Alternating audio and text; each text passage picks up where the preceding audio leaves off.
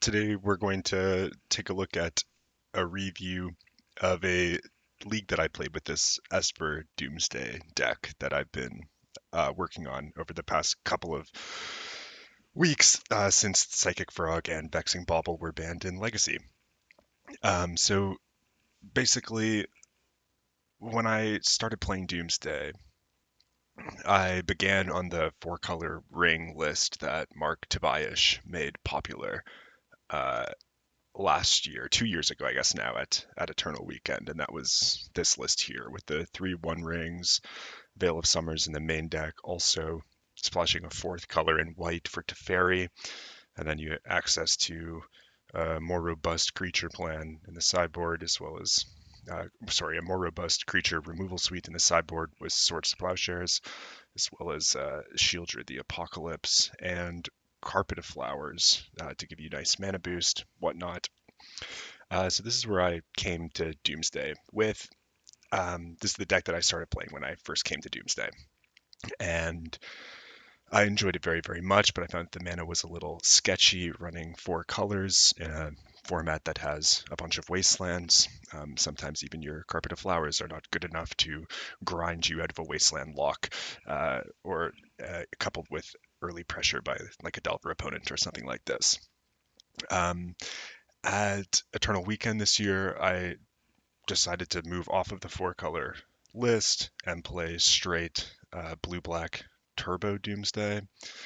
Um, and that was something to the effect of this list here, except I was on four main deck Street Wraiths, and I had Vexing Baubles in the sideboard. This is, I guess, an updated version of my Eternal Weekend deck in the post-ban environment, though none of this is set in stone. I haven't really thought much about it before making those few adjustments. Anyways, this is all just to say that in the absence of Psychic Frog in the format and Lightning Bolt returning to the format, I thought it might be neat to play, to go back to this multicolored Doomsday deck and try to utilize cards like Swords to Plowshares and Teferi to hopefully shore up some shortcomings in the Delver matchup, because Delver seems to be back in full force. So what do we lose? What do we gain by going Esper? We lose very quick consistency. You will not see a personal tutor in this list. And in fact, you don't even see some other cards akin to the more turbo versions, like for Lotus Petals and Cabal Ritual. So we've basically trimmed a lot on our fast mana. Instead of playing 3 to 4 Lotus Petals, we're only playing 2. Instead of playing 4 Dark Rituals and 1 to 3 Cabal Rituals, we are only playing the 4 Dark Rituals. And in place of the personal tutors, we are opting for a creature package in Tameo Inquisitive Student and Orcish Bowmasters in the main deck. These cards serve as distractions. We want our opponent to think perhaps that we are on a more creature strategy, expend their resources trying to deal with these threats, and that will then pave the way for a Doomsday off of Dark Ritual in the mid game and sometimes the late game. Um, from there, we still have access to the key pile cards of Turbo Doomsday. We have 4 Cyclers and 2 copies of Street Wraith and 2 Edge of Autumn. We have Consider along with Lion's Eye Diamond and Brainstorm to facilitate quick and efficient but unprotected kills. Um, Notably, if you have it to ferry out, there are very few things that your opponent can do to interact with you, and so you actually get to utilize this Lion's Eye Diamond, Brainstorm, Consider pile more frequently in this deck without even it having the downside of being unprotected, because Teferi basically just splits the sea for you, and you just get to walk to the other side. What do we have in way of interaction? Well, we've got 3 copies of Days, classic card in Doomsday and Tempo decks. It's very, very good. If your opponent ever taps down, you can sometimes sneak a Doomsday through and counter a Force of Will with a Daze, which always feels very, very good. We also have 4 Force of Wills, so a total of 7 free interaction counter spells in the main deck. And then 2 copies of Thoughtseize to probe our opponent's hand, take Consign to Memory, other kinds of cards that might be posing a threat to us, like a Force of Will, or sometimes even a creature like an Orcish Bowmasters. You never know. Thoughtseize is very, very versatile, helps clear the path to victory or protect the Teferi or Tamiyo and other things like that. So I think it's an excellent card. It can also be returned with Tamiyo. Uh, so you can go, like an early turn 1 or 2 Thoughtseize, and then later on, once you've assembled a route to Doomsday, you can actually use your Tamiyo to rebuy your Thoughtseize and make sure that the coast is clear so that you can execute your combo. Uh, Notably, we are doing a 1-1 split between Thassa's Oracle and Jace, Wielder of Mysteries. Uh, this card is very, very cool. I think it's very, very good. It gets around certain problem cards in the format quite efficiently. So Eldrazi and Mystic Forge, for example, tend to utilize Kozilek's Command, which we can beat using Thassa's Oracle and having an extra cycler in our hand at the end of our pile, or using a fetch land with a land as the bottom card of our pile. Um, but Jace Wielder of Mysteries comes down the pipe through the Lion's Eye Diamond Brainstorm pile and just basically blanks Kozilek's Command entirely. And so you can just like easily win through a Kozilek's Command using Jace Wielder of Mysteries. And it also is just a value piece for combo mirrors, control, things like that. It's kind of a must answer threat if it hits the battlefield, because it basically means that any Doomsday that comes down the pipe after it's there is almost surefire to win. And if you can incorporate the Jace into your pile, you can also beat problematic cards like Doorkeeper Thrall, Torpor Orb, Consign to Memory, Dress Down. The list is quite long. And so I really like having Jace. It just gives us some extra equity against decks like Stifle Not. Even in game one, you almost always lose game one against Stifle Not, and just having the kind of silver bullet in Jace Wielder of Mysteries in your sideboard goes a long way in shoring up that matchup. So that's all we really have to say here about the main deck. Moving on to the sideboard. I'm not 100% convinced that this sideboard is the correct sideboard, but it is the one that I played at my weeklies a couple of weeks ago, and to a 5-0 on Magic Online, which is the league that we are about to review. Let's see. So we've got some removal over here. One Graveyard Hate spell also doubles as a way to beat an endurance post Doomsday. We have 2 Barrow-goyfs, which I think are very, very good creatures. They work very well with Dark Ritual. You can just power out a Barrow-goyf in the mid game and just run away with it, basically. Start returning Tamiyos and Orcish Bowmasters to your hand. We can even pivot completely off of Doomsday with this sideboard, which we'll see come up in the great match we had against Is it Delver. I'm opting for 1 copy of Opposition Agent. I've been experimenting with Grixis Control a little bit recently as well, and this card has some nice applications. It's really good in the mirror. It's really, really good in the mirror. It's very good at beating cards like Green Sun Zenith, so I would like it against Nadu, Natural Order, Court of Calling. Also is good against Eye of Ugin, against like Vials type strategies that use Recruiter of the Guard or Imperial Recruiter. It's good against Urza Saga. It's just a fine threat that if it comes down unexpected off of your Dark Ritual, it can just swing a game all on its own. And so I kind of have this as a silver bullet sideboard card that's really good in certain matchups and kind of acts as a value prison piece in others.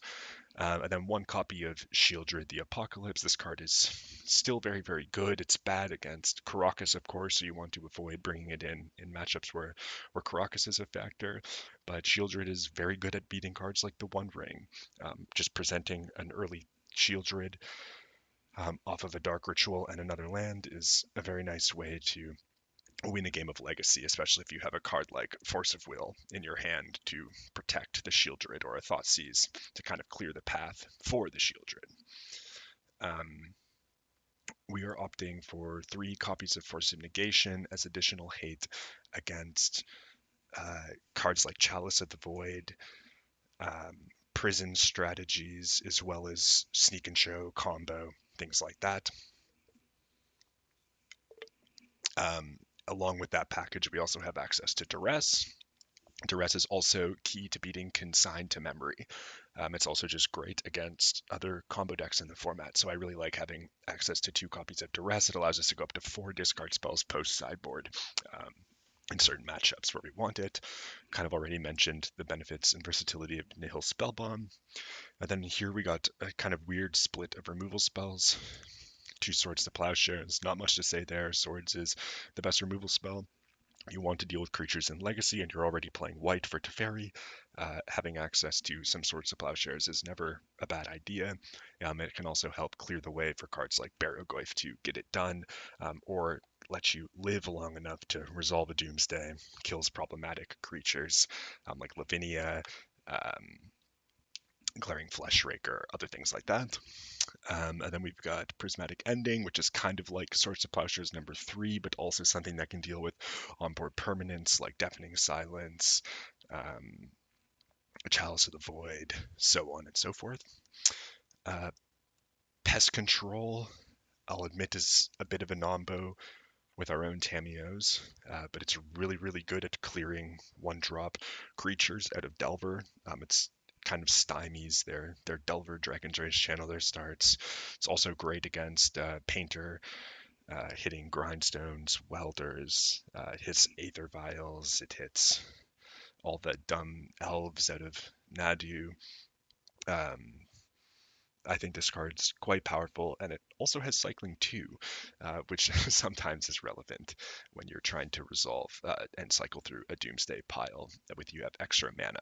Usually doesn't come up, but sometimes we crack a Tameo clue to get into our pile, and this is 2 mana to do effectively the same thing. So yes, we'll try it out.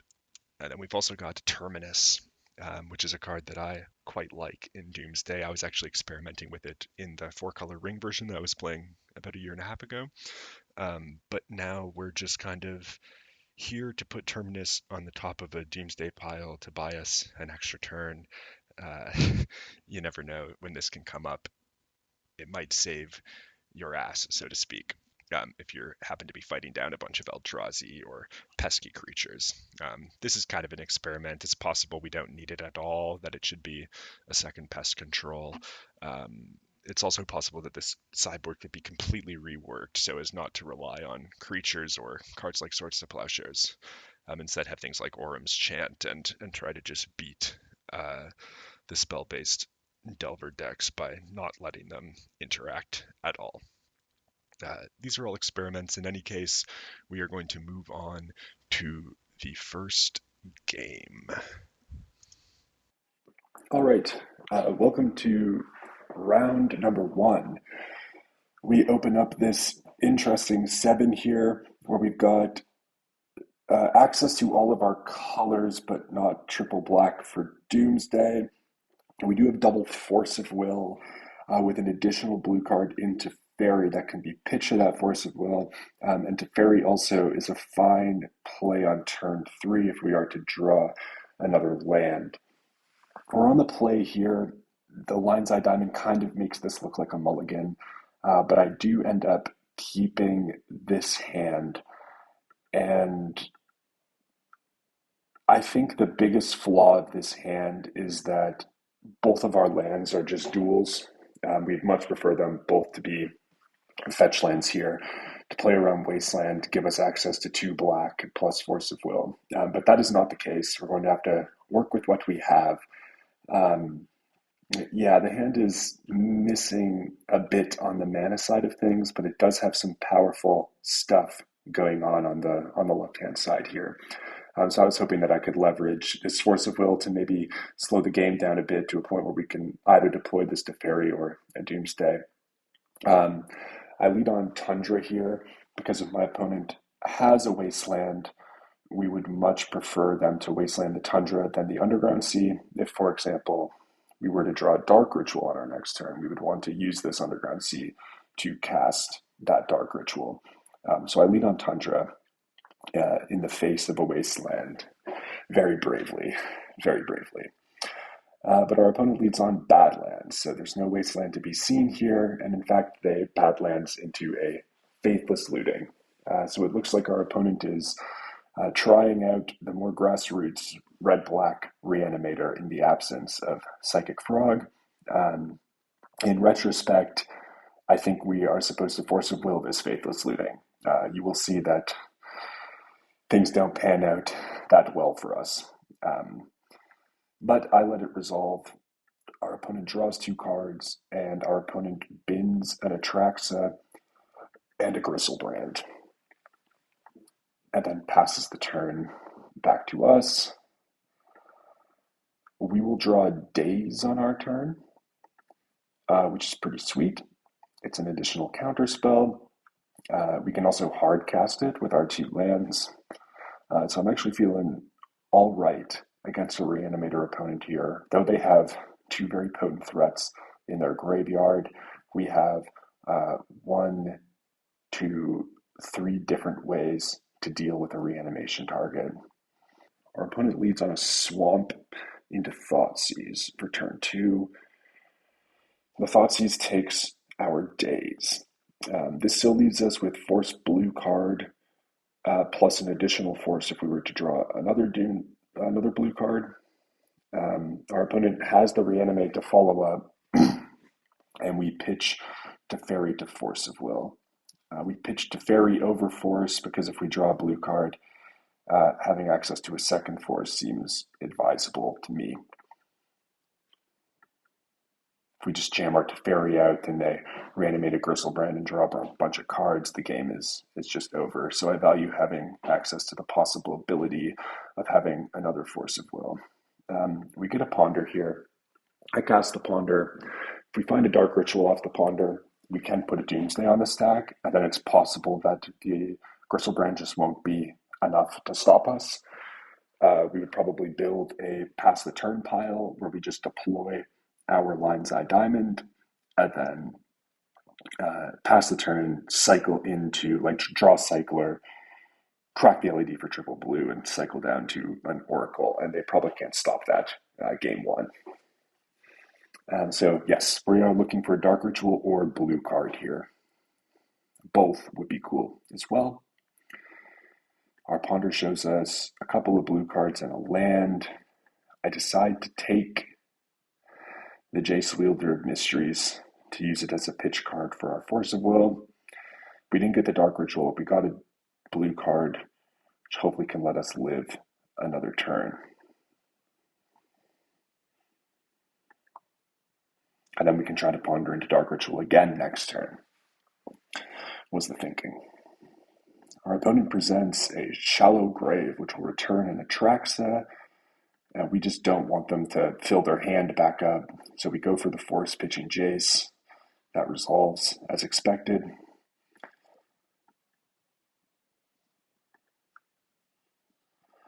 We draw Ponder for turn, and we go looking for Dark Ritual again. This time we find Brainstorm, Flooded Strand, Undercity Sewers. I decide to keep the Brainstorm here. This is because we can use Brainstorm to potentially protect our Doomsday from a Thoughtseize out of our opponent on the next turn. But we are kind of sitting ducks here if they have a third reanimation effect. And they have the reanimate playing around Daze. We just let it go. I know what a couple of the cards are, so there's no way that we can go into Force here, and Daze doesn't matter. They draw Gristlebrand. They unmask us. After drawing 7 cards, we cast Brainstorm, we hide Doomsday, it's a fairy on top of Doomsday, and the unmask will take our Lion's Eye Diamond. We maybe should have played that LED out turns ago after our opponent knew that we had it, but I was kind of keeping it to potentially tuck back to a Brainstorm. So that's why I didn't run it out. And then they just have Animate Dead also for Atraxa. And we can play one more turn cycle here because we have a Teferi on top of our deck. Our opponent's going to discard some cards in their end step. We're going to draw Teferi, jam Flooded Strand, probably get just Underground Sea here, I would imagine. Yep. And we'll jam this Teferi. Bounce the Gristlebrand, draw Thought's Oracle.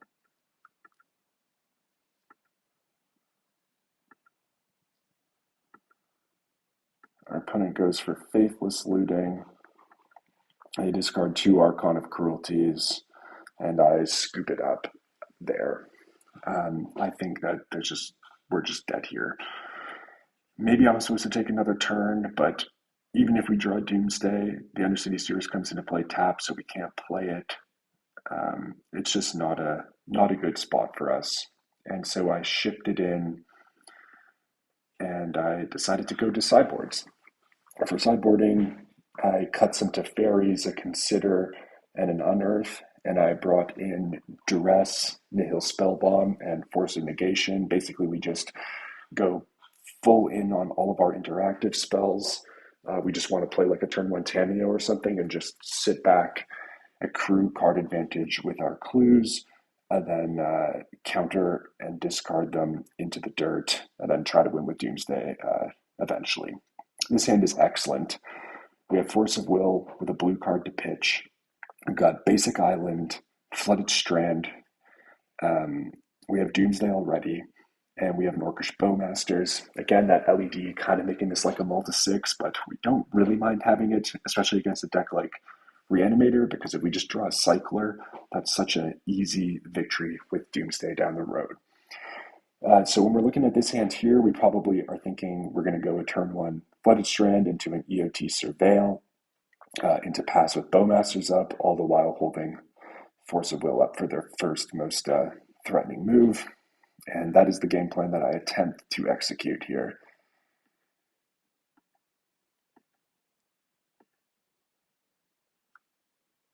We'll pass the turn with our Flooded Strand up. Our opponent goes Basic Swamp into Thoughtseize. We let the Thoughtseize resolve. I don't want to turn their Thoughtseize into a Hymn to Turok here. They can take my Force of Will. I'll still have a Ponder.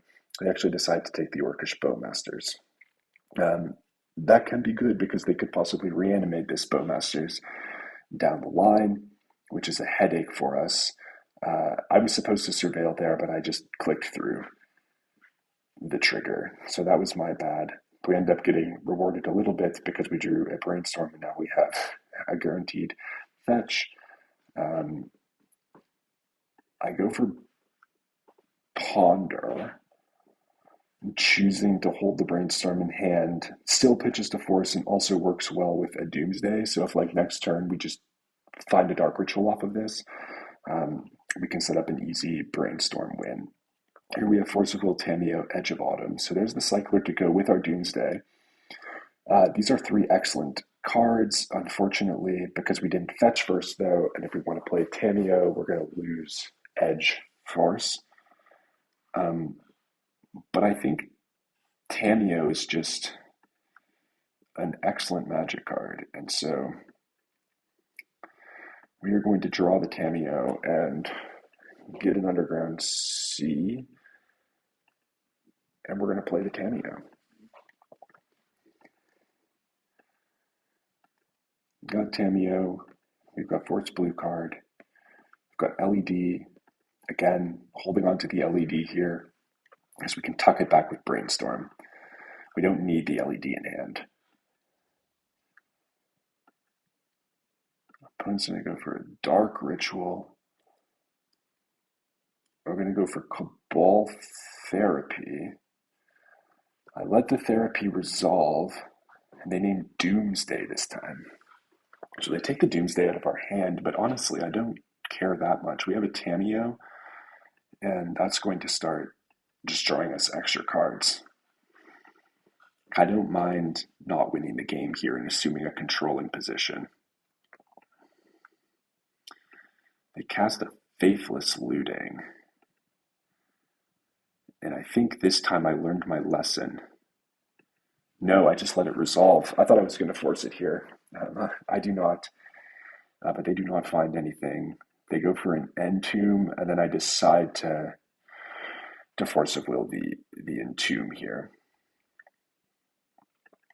Now again, they know that all of this is happening, right? Like they saw our hand off that Cabal Therapy, and they just jammed all of those cards into it. And so I'm worried that they also just have like another Entomb Reanimate lined up. We draw Duress, which is excellent. We're going to fire off the Duress on our opponent. They have Reanimate, Faithless Looting. I take the Reanimate. I jam with the Tameo. We'll get a clue. We'll play out the LED this time because we can draw a card in our end step off the LED using the clue. Our opponent casts Faithless Looting, discards Cabal Therapy, Shallow Grave. This time they do not have the cards that they had last time, which was just everything. End step, we crack LED for triple white. We eat the clue, and this basically just converts LED into a new card. There's the Skipper, Doomsday. Pretty good. We get a polluted delta, and now we have access to the Surveil plus clue. So actually forgetting to get that Undercity Sewers on turn one ended up working out all right for us in this spot. No, I guess I'm just dumb. Okay, we just drew immediately. We did not use the Surveil. I guess I was looking for a Dark Ritual there to put Doomsday on the stack, or a Ponder or something like that. So I can see cracking it main phase there without hitting it, and then using the Surveil after if things don't pan out. Opponent's going to go for the flashback on looting. I decide to daze. There's an argument to fetching for Undercity Sewers there, surveilling, and then dazing to return the Surveil land. But I intend on surveilling anyways, and if I can find a black source, it's really nice for me. Undercity Sewers shows us a Brainstorm. We'll keep the Brainstorm. Play out Brainstorm, play out land. Attack with Tameo. And I just decide to hold the Brainstorm again, using it as a way to possibly protect it from a counterspell. My opponent's gonna go for their second Faithless Looting. And we will crack a clue in response. Draw Ponder. I believe I let the looting go. And again, they just cannot find a creature here. So here you just see the power of Tameo in these control matchups, right? Like we drew a lot of extra cards because of this Tameo. And now we find ourselves in a position where we're using those extra cards to assemble a clean win. Our opponent is completely tapped out. We have the Dark Ritual on top of our deck, which will allow us to go Dark Ritual Doomsday and cast Brainstorm using this Thoughtseize as a card to tuck into the pile to execute the clean win. And a clean win we shall execute.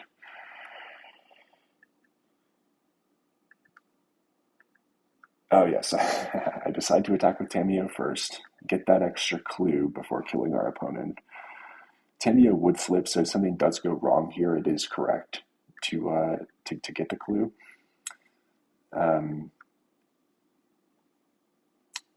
Here goes Doomsday, and it's just a very simple pile. Thassa's Oracle, Edge of Autumn,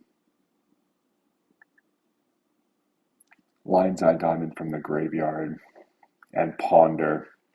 We go Ponder over Consider because we boarded Consider out. Again, you see why we board Consider out. We don't need Consider to win the game in this spot. So we cast Brainstorm here. We draw Ponder, Edge of Autumn, Lion's Eye Diamond. We put Thoughtseize on top with Ponder on top of Thoughtseize. Tamiyo flips. We cast Lion's Eye Diamond. We cycle Edge of Autumn, holding priority. Crack for triple blue. Draw into Ponder, and Bob is your uncle. So that was game 2. We've tied the match. For game 3 of round 1, we are now in the draw, and we are looking for a more reactive hand. This hand is really good if we draw a land. It's got Force of Will. It's got Dark Ritual plus Doomsday. It's got Nihil Spellbomb. But unfortunately, it's not a risk I'm willing to take. And so we go down like this, and this hand is excellent. We have Scrubland, Double Dark Ritual, which will allow us to go Doomsday plus Nihil Spellbomb, crack into the pile if we want. Like if we were to draw Brainstorm or something, for example. We also have Force Pitch Tamiyo to protect, and this Nihil Spellbomb is just going to be really, really good against our opponent, right? So if we can like Force of Will their Thoughtseize, deploy Nihil Spellbomb, the game could be just over like that. Especially because it's just a 1-of, our opponent's probably not thinking much about it. I put a Dark Ritual back, which turns off the Rid Doomsday Nihil Spellbomb line, but we need to hold on to these 2 cards, and I want the Spellbomb. By these 2 cards, sorry, I mean Force of Will and Tamiyo. Let's not too far ahead of ourselves. So opponent leads on Lotus Petal, Cabal Therapy, and I think I let this resolve. I don't think they're going to name Nihil Spellbomb. If they name Force, it's unfortunate. But they were targeting themselves. And I remember actually just thinking they were targeting me and not paying attention when you're playing on Magic Online. Always check what the therapies are pointing. Yeah. So our opponent just therapies their own Gristleband to the graveyard. They got Shallow Grave Reanimate left in hand on a really deep mulligan. And we're looking pretty here. We draw Flooded Strand. Nice pickup. I just deploy Nihil Spellbomb and pass here. I could put Doomsday on the stack and pass the turn. Maybe I'm supposed to do that. But like, what is my opponent going to do, right? They have 2 reanimate spells in their hand. They have no lands. Let's just put this down. If they draw Swamp, we can just Nihil Spellbomb them. And next turn, we can go Dark Ritual Doomsday with a Spellbomb activation plus Force of Will up.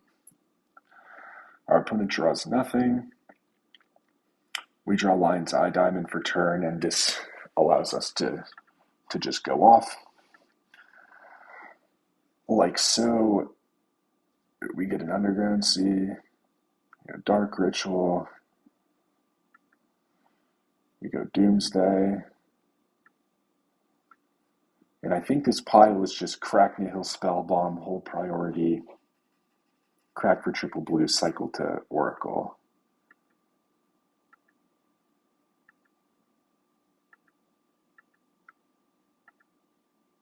And it's possible that my computer is lagging out here because Doomsday is aggressive.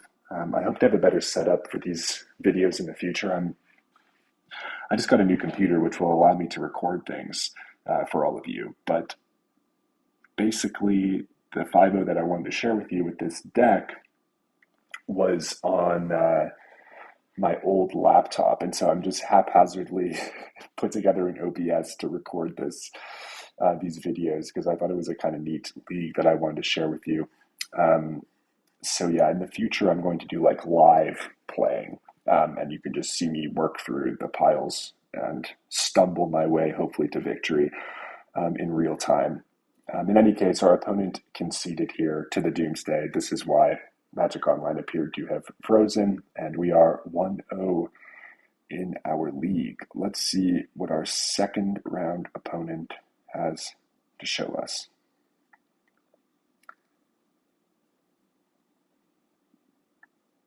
All right, round two, we are on the play. We opened a hand that had no lands, and I mulled it. I clicked through that a bit quickly. I'll get better at this as I age. We keep this 7. I would imagine we bin an Edge of Autumn. Oh, I didn't Ponder. That was stupid. Okay, I take it back. I bin Edge. Good, good, good. Good, good, good, Scott. Okay.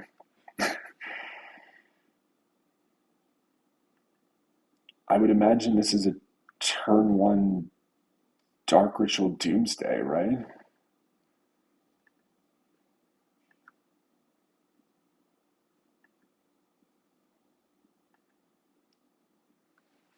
Yeah.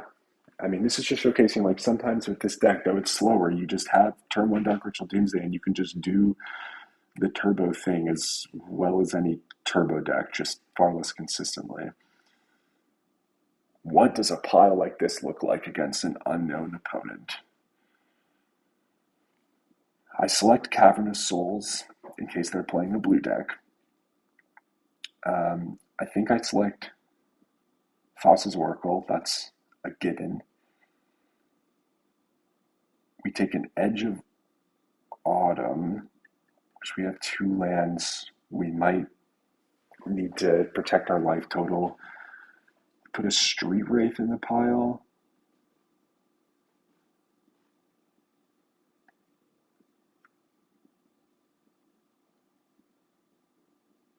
And we're just going to cycle down to the Oracle.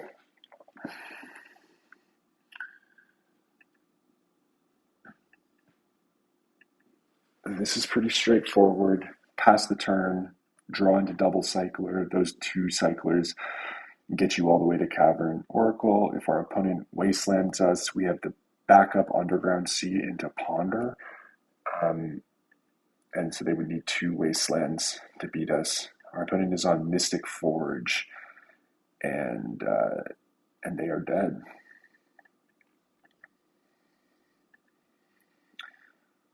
Cycle action, jam the Cavern, name Wizard, we cycle into Oracle, and well, that was that. Let's check out game 2. Game 2, we lose because there's 3 games. So let's see how we lose. Here, we have access to Tameo. We've got Force of Negation, Pitch Jace, Wielder of Mysteries, and then we've got our choice of Shieldred the Apocalypse and Doomsday to round out the hand. This smells like a turn 1 Tameo to me, but it's got the potential, right? Like if we draw a Dark Ritual, we can play a Doomsday on turn 1 or even a Shieldred on turn 1, which as it turns out is very good against the One Ring. Our opponent goes for Grim Monolith. We can counter this here, but I'm not inclined to. They, of course, do what Mystic Forge does best. Curve turn 1 Monolith into key for 4 mana, and they put a 1 ring on the stack. I let the ring resolve because I have a Shieldred, and I'm hoping that I can use my opponent's draw engine against them to win the game while countering something else that might matter more, like a Karn, say. We draw Underground Sea. This leads us to a turn to Doomsday if we want it. We will deploy our Tamiyo, send it back to our opponent. Again, we don't need to play out our petals now because Vexing Bauble is banned, which feels nice. Opponent's going to lose a life here. Draw a couple cards off their ring. Untap their monolith. Get a boatload more mana. I think this is a Karn. Yep. And we're going to go for Force Pitch Jace. So we're going to have to beat Kozilek's Command another way.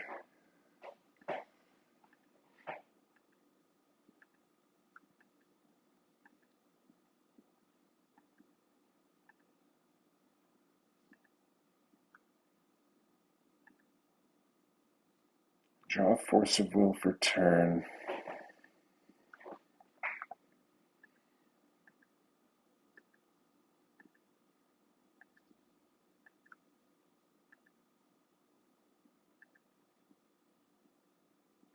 Now,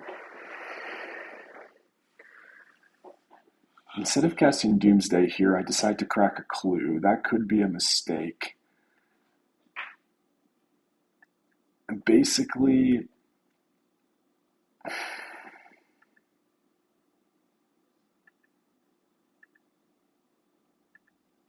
if I cast Doomsday there, I don't have any way to draw into my pile to get a Force of Will. I let my opponent do 100 things, like they can Karn Lattice me, right?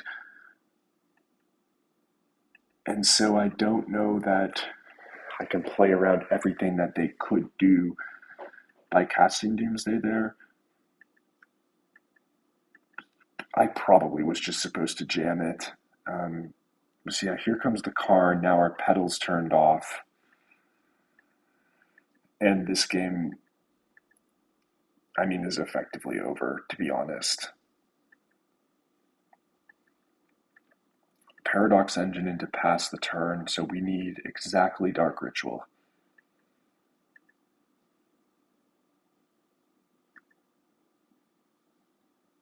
And we find Undercity Sewers.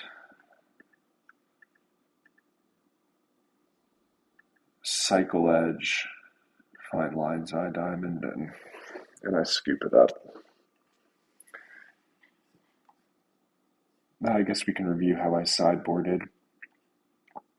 I cut Dazes because they have so much mana. I cut some Teferis, brought in the Force of Negations, the Duresses, and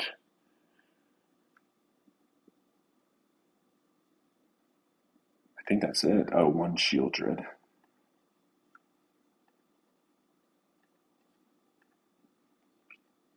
All right, moving on to game 3 against Mystic Forge.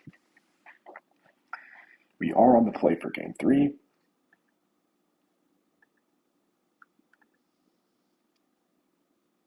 Got another kind of banger of a hand. I don't know, I love these turn 1 Tamiyo hands. We've got Force, we've got Tamiyo. We're going to play out our Tamiyo, and we'll pass the turn.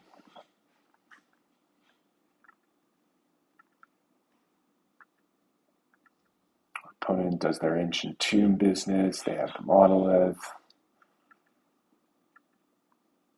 They have the key.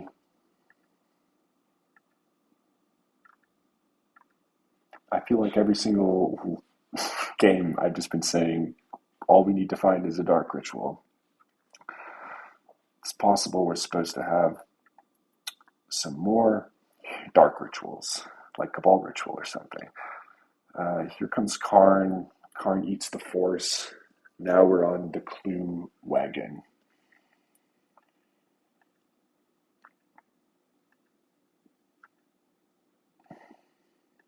Take our turn. We actually draw Dark Ritual. Yeah, this is sick. Pick up a Scrubland, jam a Dark Ritual into a Shieldred, and then attack with Tamiyo and get a clue. And now we're just saying, look, the beaters are on. The One Ring is not going to be the best magic card for you. You've got 3 cards in hand, and hopefully this Shieldred can take the game away. They've got a bunch of mana. Opponent will eat some life.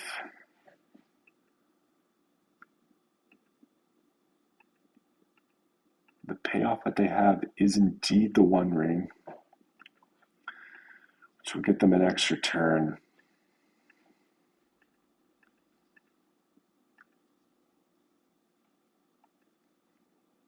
The little deck report that I did on the Doomsday Discord, I mentioned that I kind of felt like we took our best matchups and made them worse. I feel like Mystic Forge is one of our best matchups, and in getting rid of that early fast consistency in Personal Tutor and the extra fast mana, like I discussed in the deck tech, we actually just become slightly worse against Mystic Forge. We have to fight for our wins a little bit harder to get there. I think we still have a decent matchup against them, but it's certainly harder than it needs to be. Look at this. We have a Dark Ritual for double clue activation if we wanted, which is pretty cool. We just attack with the clue because they have ring protection. And I think instead of Dark Ritual double cluing, I just decide to draw off a single clue. Kind of want this Tameo to just keep getting me value. So now if my opponent wants to activate the One Ring, right, they're going to start taking some heavy damage here. And this game like almost gets away from us. Like we almost had no business winning this game. So our opponent is doing the thing. Here comes a Karn down the pipe. Karn's going to reveal a card from outside the game. It's Ensnaring Bridge. You would never imagine your Mystic Forge opponent to need to go for Ensnaring Bridge to beat a Shieldred, but in fact, that is what happened. We draw Lotus Petal, always drawing one of our 3 artifacts after Karn is in play. Gain a bit of life off of our Shieldred. Now our clues are turned off, which sucks. So doing the Dark Ritual double clue would have been honestly pretty sick last turn. And we missed out on that. That's something that I noticed upon reflection. Our opponent only has 2 lands in hand. The Duress misses. We send it back, and now our opponent goes to 3.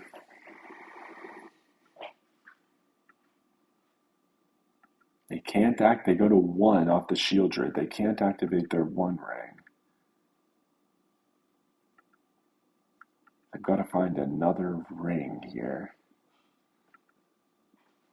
or a way to kill our Shieldred.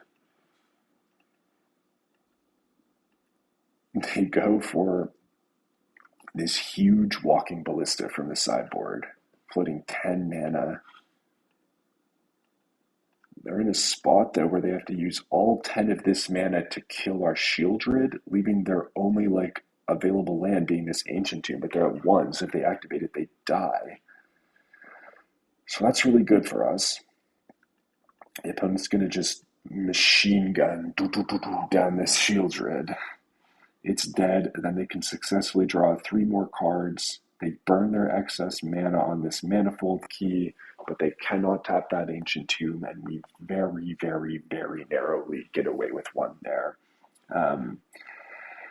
Shieldred's a powerful card. It's really good when your opponent wants to use the One Ring. We saw that Karn is pretty good against Tameo, so that's something to be cautious of in the post-board games, just in any of the games in general. We now come on to what is one of the crazier games of this league. Against Top Lot. I believe this opponent's on... Oh, well, I won't spoil it. We'll see what happens here. All right, we've got an island, Double Ponder, Dark Ritual Thoughtseize, Teferi Time Raveler, Jace Wielder of Mysteries. Are on the play, we keep the hand. I don't know, we got basic land, Double Ponder. Maybe we'll find more lands. Underground Sea, Lotus Petal, Thoughtseize. I mean, there's additional lands here. Could have played a turn 2 Teferi in this game if I had stacked these differently, but I think I didn't want to play Teferi without first Thoughtseizing my opponent. My opponent leads on Misty Rainforest into Volcanic Island, deploy Delver of Secrets. And I'm just like, oh no, this is not, you don't want to keep the dirtly ponder basic island hands too much against Delver. That's a recipe for a disaster. We now have these Thoughtseizes in our hand, which are going to chip our own life total, cost 2/3 of a Delver hit to take a card out of our opponent's hand. Our opponent has Ponder Preordained Days. We've got this Teferi with a Lotus Petal on top that we would like to play to bounce this Delver. And so we decide to take the Days here. And then I cast my own Ponder. I find Flooded Strand, Lotus Petal, Ponder. Put Ponder back. Draw the Flooded Strand. Pass the turn. Now if my opponent finds a Daze, again, we can get around it with Teferi. And we find ourselves in a position where Delver doesn't flip. If my opponent doesn't find a second threat off of their, if they don't find a second threat off of their cantrips here, we can actually play Teferi, bounce their Delver, and then have a chance. Fortunately, our opponent casts their Ponder.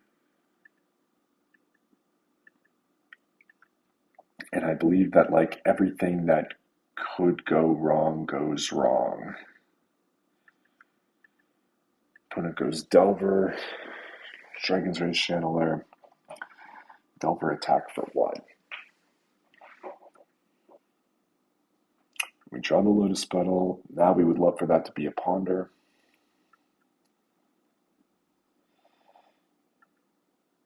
And here I'm just like, okay, Teferi draws a card, Jace draws a card. What would I rather do here? I decide to deploy Jace, Wielder of Mysteries. Plus it, because, look, if they don't get Delirium, or they don't flip their Delver, Jace lives and I get to draw another card. I actually feel like we're in an alright spot. If both Delver flips and Channeler gets Delirium, then we're looking silly. Remember when I said everything that could go wrong goes wrong? Everything goes wrong. Delver flips, revealing Days, which shuts off this flippin' Teferi. Opponent plays Preordain, which does not add to Delirium, but they flip the Tamiyo into the graveyard. Now they've got a Delirium. They hit our land with a Wasteland, attack and kill our Jace. They have the Days, and I just scoop it up. I'm not interested in playing this game any longer. Our opponent has demonstrated that they have threats, a Daze, Preordained still in hand. We are done. This one's a grind, folks. I board completely out of Doomsday. So I board out the Street Wraiths, the Doomsdays, the Edge of Autumn, and the Lion's Eye Diamond, the Oracle, and the Jace Wielder of Mysteries, bringing in the Barrogoyfs, the Opposition Agent, the Shieldred, and all our suite of removal. This actually pays off very nicely for us. Our opponent's deck did not end up being equipped to fight the kind of hand, the kind of configuration that we were bringing to the table. And so, yeah, it seems like when I open my sideboard, the games get a little wonky. Okay, so we have this hand. We've got a Ponder, a Dark Ritual of Days, Teferi, Orcish Bowmasters, all kinds of good things, Thoughtseize. I do keep, and here's the thing against Delver, right? Like, you've got this Naked Sea, You thought seize your opponent to try to take their threat, or do you ponder to try to find your land? I ponder to try to find my land. Find our land we do. We actually get land plus Swords to Plowshares and Consider, so this is excellent. We're going to draw Flooded Strand, ship the turn back to our opponent. Our opponent's going to lead on Delver of Secrets. Look, I could have dazed it, but it feels so much better to Orcish Bowmasters this Delver of Secrets. And we're like, our opponent didn't see any of our creatures in the last game either. So yeah, we draw this Swords. This probably gets, do I get Scrubland here? It's just Tundra, that makes sense. We're just going to go for a main phase Orcish Bowmasters here with Daze backup. Our opponent has their Daze. We've got our own Daze. I decide to actually protect the Tundra from Wasteland rather than the Black Source from Wasteland here because I want to get the Swords to Plowshare as their next threat. Or even deal with this Delver. The Bowmasters comes in, kills the Delver, so this feels great, right? So like not only have we killed their turn one threat, but we've also put this card into play that makes a lot of the cards that they have preordain, ponder, brainstorm, much worse. So this is a fine spot to be in if you're us. Our opponent's going to play a Vulcan pass. We draw a ponder. We'll Thoughtseize our opponent. See what they're cooking with over there. Thoughtseize is going to prompt a lightning bolt on the Orcish Bowmasters. To be expected, at least it didn't go to our face. Opponent shows Consign to Memory, Ponder, Ponder, Ponder, Wasteland. So, I mean, we're not playing Doomsday anymore, right? So this Consign to Memory really doesn't do a whole lot against us. So I actually just take one of the Ponders here and just say, you can have your Consign to Memory. I'm going to try to Ponder now for a land drop to get us out from under the threat of this Wasteland.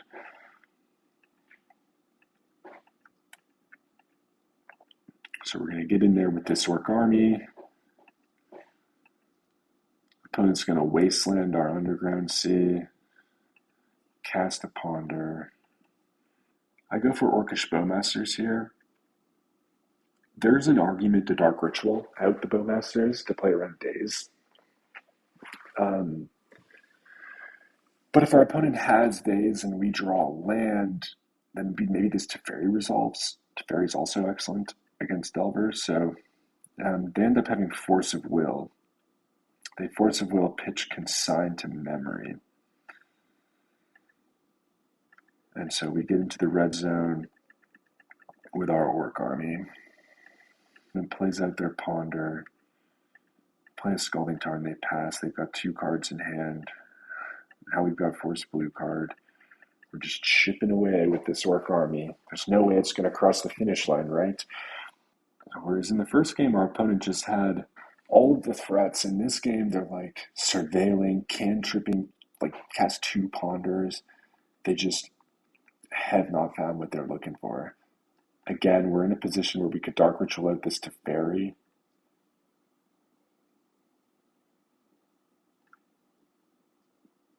They got Pyroblast for the Teferi. Sure. Again, we're just kind of trading resources. That one was certainly a more efficient trade for our opponent, but if they don't have a threat, it's not quite as bad for us.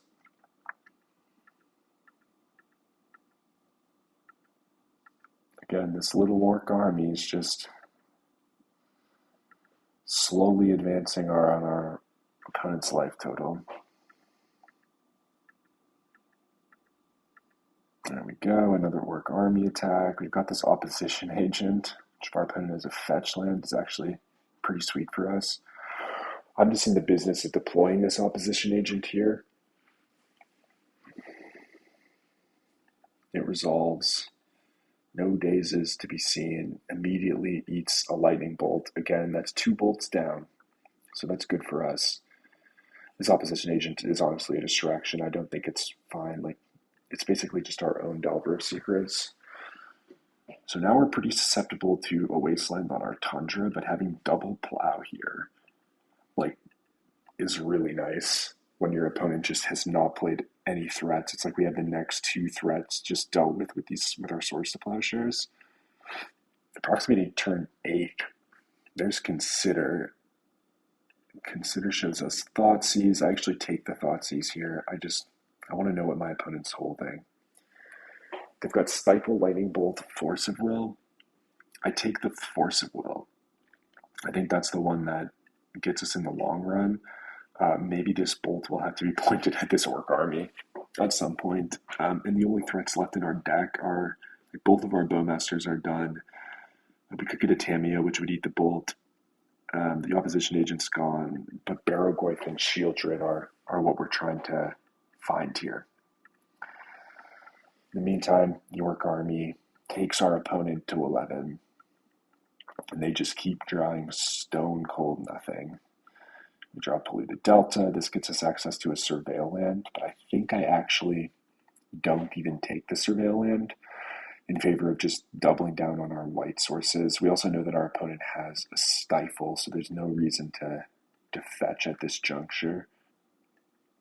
We'll go to turn 11, play out a second land. Now we might have access to Hardcast Force at some point. But yeah, our opponent just keeps playing Drago. Now I go for a fetch in the end step. They let the fetch through. I go for Undercity Sewers. Put Lotus Petal into the graveyard. Untap, upkeep, draw, duress. I don't think I should play duress here, and I don't. Good, Scott. Good. It's funny. It's like I like draw a card, and then I just think like, oh, I'm going to be tempted to play that. I know my own antics, and I refrained. I withheld the urge to duress my opponent when they're not doing something. Where like this duress is so much better if we draw like a Teferi or a Barrogoyf, and then we go duressing to Barrogoyf. And that's exactly what we want to be doing. I'm really wishing we had a Meticulous Archive at this point.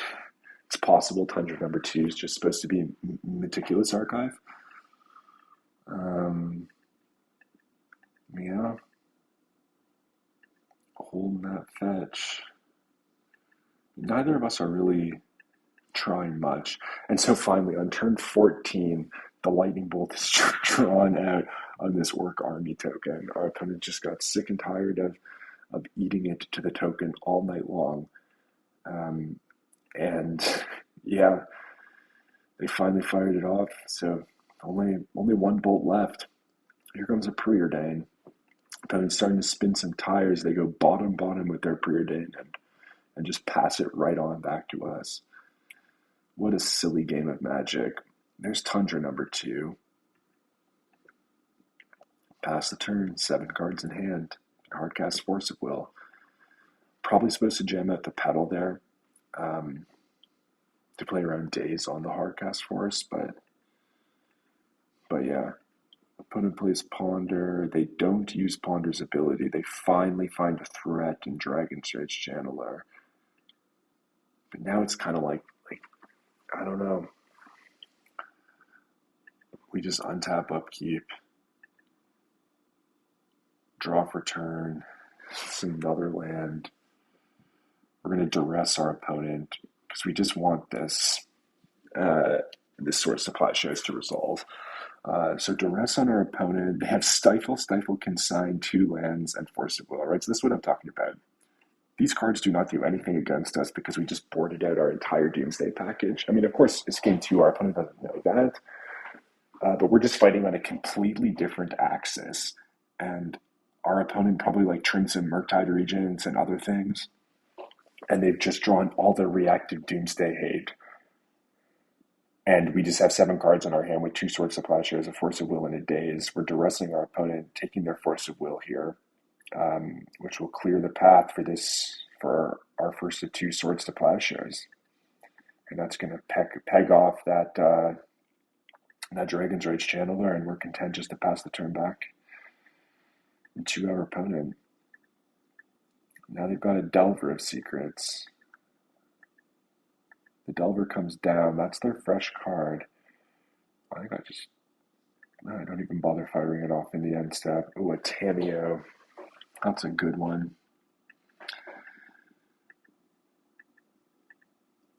We play it out. I think I'm just like, yeah, if this Delver flips, I'll kill it. If it doesn't flip, I'll let it live because I can just block it with Tamiyo. It flips. They fetch. I go for the plow in response. That Daze was revealed off the Delver and it's being shuffled away. So yeah, our opponent's got Stifle, Consign. Now they have a Dragon's Rage Channeler. I let the DRC resolve. This is a little bit problematic. There's Terminus. I decide not to reveal my Terminus. Could have swept the Tamiyo away. But we're actually look, 1, 2, 3, 4, 5, 6, 7 lands. Like, we can just cast this Terminus at some point. We also have Dark Ritual to feel it out. We will invite the Dragon's Rage Channeler to attack us. And we will fall to 11 here. But now the Tamiyo engine is going to be online. Got a Wasteland on the Undercity Sewers. They should be taking out our white sources, but it is their choice after all. These Dark Rituals looking very, very bad. Like, we could have utilized this Dark Ritual like 7 turns ago to play around a Daze. They never ended up having the Daze, but yeah. Now they're just like allowing us to cast our Terminus eventually. We get Prismatic Ending. Great draw. I'm going to fire it off here. We get there. Pass back. Top lot. Finally finds the Murktide. And we go Force of Will, pitch, Daze. I could have gone Dark Ritual, Force, but I don't think Daze is really in contention in this game. Eventually, we ought to find a Baragoi for a Brainstorm, right? Surely. Again, I'm just continually drawing these cards. Extra Tamiyo. On to turn 20. Like, what a grind, huh?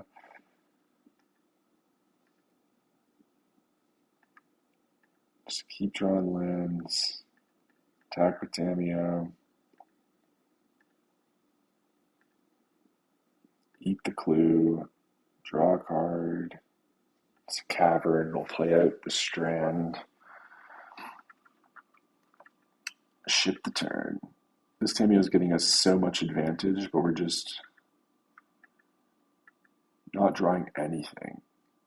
Like a Brainstorm. Have we even seen a Brainstorm in this game? We have not seen a Brainstorm in this game. Yeah. And there it is. So we've got backup Tamiyo here. I honestly don't care if they kill our Tamiyo. We're going to attack in. Get a clue. Now we're going to finally put this Brainstorm on the stack with the hope of fixing our hand. We draw 2 Teferis and another land. Well, at least Teferi's good. Let's get rid of a handful of these Dark Rituals. Flip our Tamiyo. This should prompt Stifle on the Tamiyo flip. Sure. We'll cast Teferi. Fetch. There's only 2 fetchable lands left in our deck. We'll take Basic Island, holding that scrub land, keeping it safe for as long as humanly possible. There she is. Teferi just goes up instead of down. I just want to charge up this Teferi to start bouncing threats, right? Like if you play some Urktide here, we can just bounce it with Teferi. Attack, make a clue. Ponder finds Force of Will, Brainstorm, Duress. Draw Force. Plus Teferi. Attack with Tamiyo, make a clue.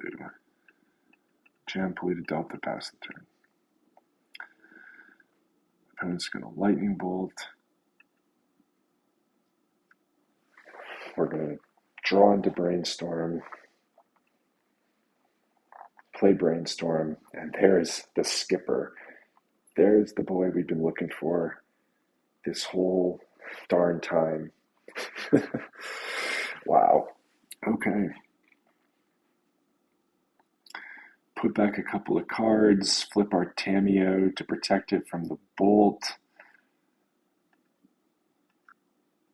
Opponent passes the turn. Don't even use our clue in the end step. Now we just want to preserve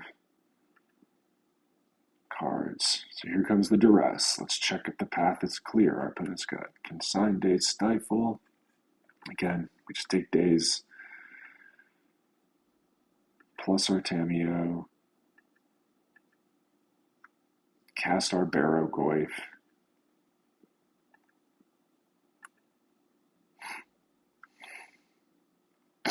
Plus our Teferi. I don't even bother redeploying another Tamiyo here. I just want to use that as a force pitch card. And our opponent just finally scoops it up on turn 24. What a grind that was. Very exciting game. I love those sorts of games. Just grinding Delver for very, very long. Our opponent had very, very bad draws, brought to you in part by our sideboard juke.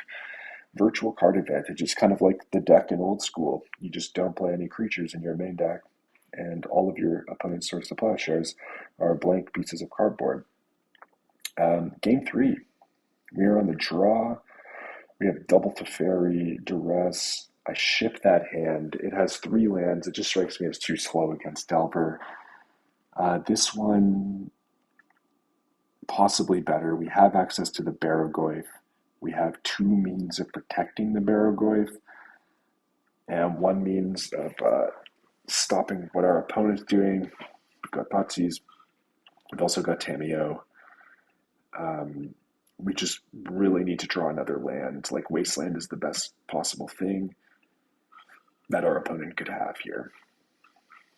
I remember liking the way that I played this game. We shall see if I do a few days later still like the way that I played this game.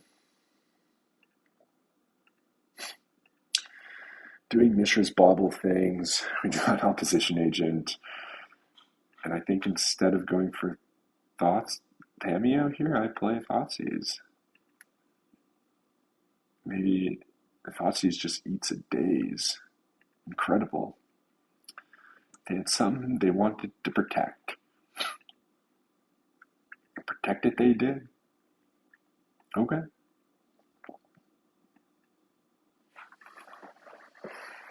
DRC, Delirious Rage Channeler on turn 2. That old skipper coming down the pipe here. Another bauble. They're just very much trimming through their deck. They haven't presented anything I've wanted to daze yet.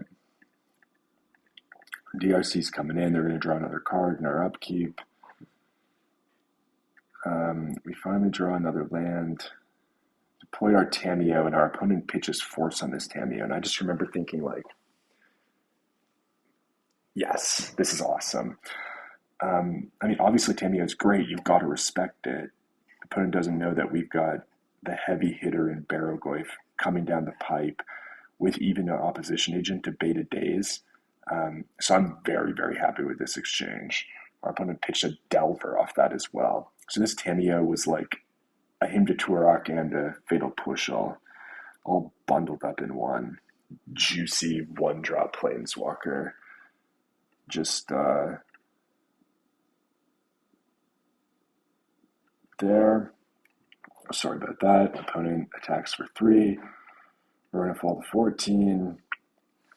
They've got a brainstorm. This looks like a good daze to me, but also we don't want to like put ourselves off and potentially just jamming an opposition agent here. What do we get? I think we draw a brainstorm. We draw Force of Will. It's a fine draw, but it's not going to help this onboard channeler.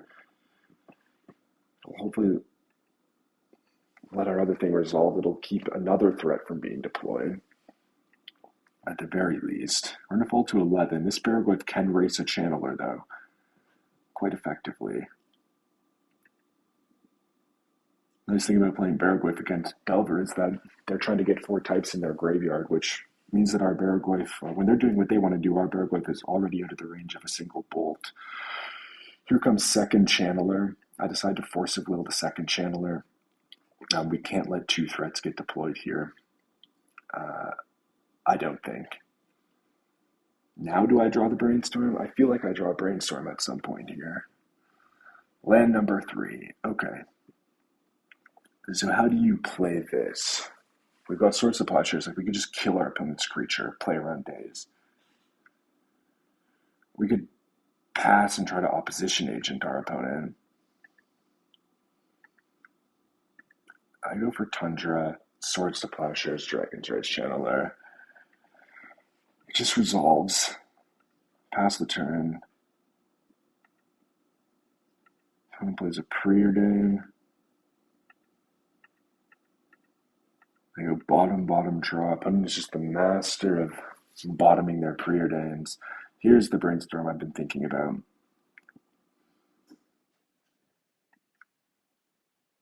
So I pass the turn here. Instead of jamming Baraglyph, I decide that, look, my opponent's not doing anything. They don't have a threat down. I'm at 9. I'm not going to get bolted out. If they had 2 Volks, maybe I could get bolted out, but they've only got 1 Volk, so the best they can do is 2 bolts. My opponent passes, and now we get to just play opposition agent in our opponent's end step. And if they had daze, you totally know they're going to daze this. Opponent floats a red, has the daze. We don't pay for it, and then they bolt us to 6. I untap, upkeep, draw. And now it's like, okay, now I've got a duress with a Baraglyph and a brainstorm. I could jam this Baraglyph into another daze, or I could just duress my opponent. See what's cooking. We see Lightning Bolt, Pyroblast, Stifle. So they were building toward the double bolt line. We take their Lightning Bolt here, and I actually just cast Brainstorm because they can't Pyroblast because they dazed my opposition agent. So now we can hold Force of Will in hand. So we put Tamiyo back with Baraglyph on top, holding Force plus Daze. No point in playing the Tamiyo into the Pyroblast anyways. And this way,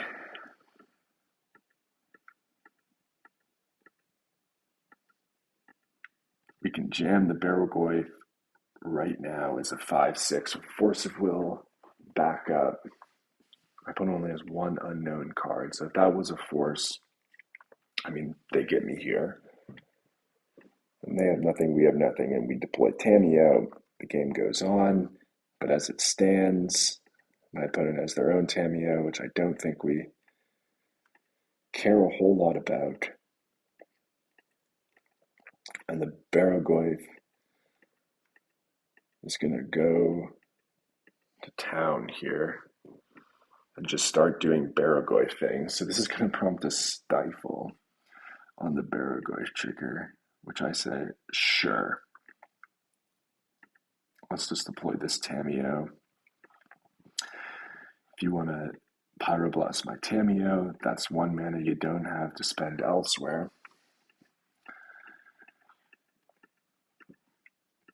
And again, Brainstorm to flip their Tameo. Tameo's going to go to 4. They're going to Pyroblast my Tameo, and I just get to daze their blast. Damn, that's good. That is juicy. Draw Force of Will, and I just feel like I'm in an unlosable board position, so let's just make a clue. We'll snack on the Tameo with the Barrogoyf, chew that thing up, gain some more life, put us thoroughly out of burn spell range. This Pyroblast has been accounted for. What do they got? Is it a Murky? Smells like a Murktide Regent. That Murktide eats a Force. We draw a card off of our clue, and the game is over. That is how you, I guess, sideboard pivot to beat. Is it Delver? Barrogoyf. Very, very good Magic card. Round number 4.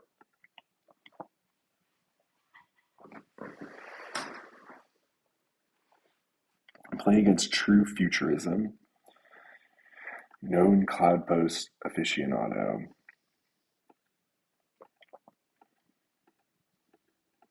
I lead on Cloudpost. You've always got to feel pretty good when your opponent leads on Cloudpost. We ponder, we find another land. Not necessarily the one we're looking for. Opponent wastelands us. Draw a Street Wraith. Yeah, I remember this game being a little challenging. True Futurism is a master of this archetype, and they played this matchup very, very well. We're going to go for a Surveilly here. Pretty far from Doomsday.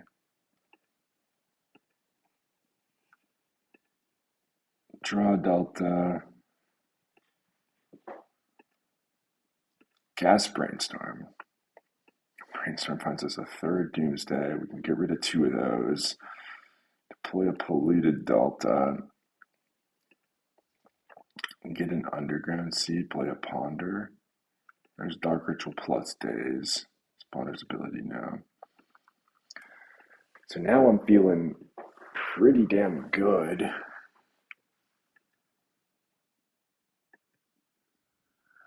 Opponent goes through an end step Causalix command.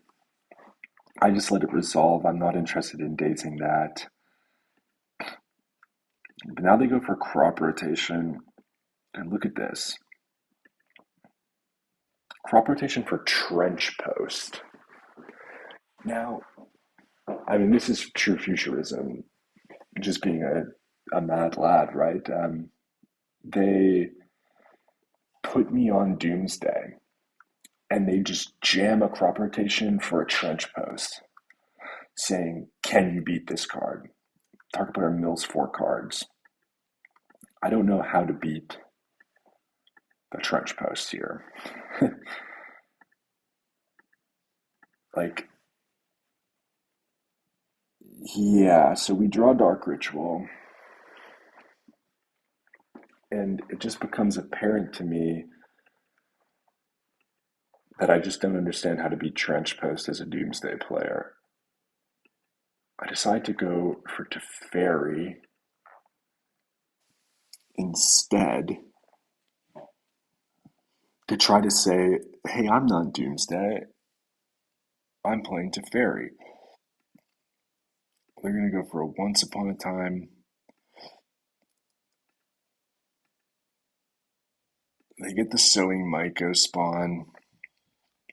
I decide to bounce that. They fizzle my draw. I was aware that that would happen.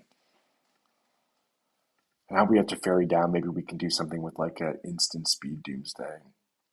Here comes the Sowing Myco spawn. Comes in. Searches for another planar nexus. We draw Flooded Strand, plus our Teferi, play out a Flooded Strand, fetch off the Strand,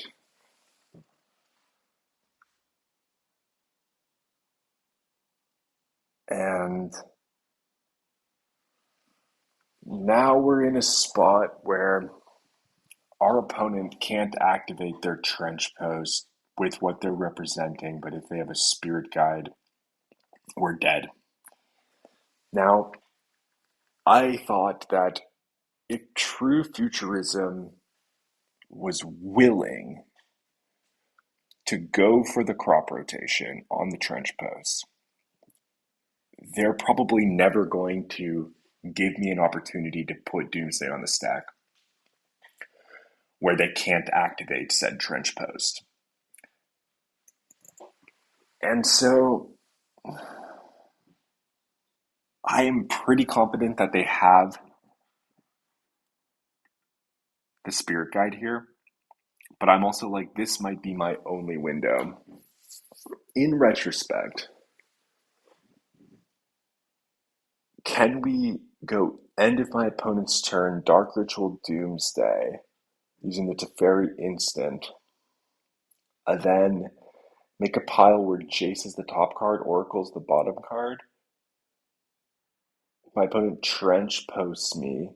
In my end step, we mill 4 cards, I draw Oracle for turn, put it on the stack and win.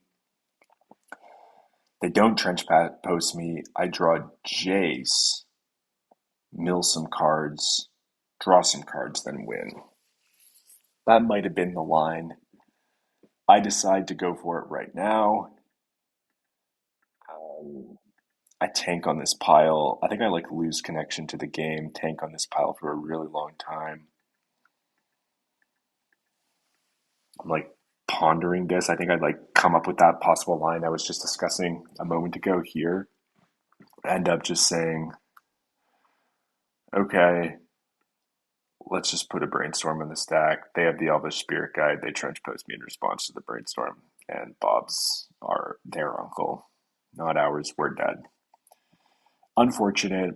Like I said, if anyone has any suggestions on how you beat trench post from this spot, let me know. My thought now is that what I ought to have done was Dark Ritual Doomsday my opponent's end step and build a pile where one Oracle's on the bottom and Jace is on the top. But maybe that doesn't even quite work, though I think it probably does.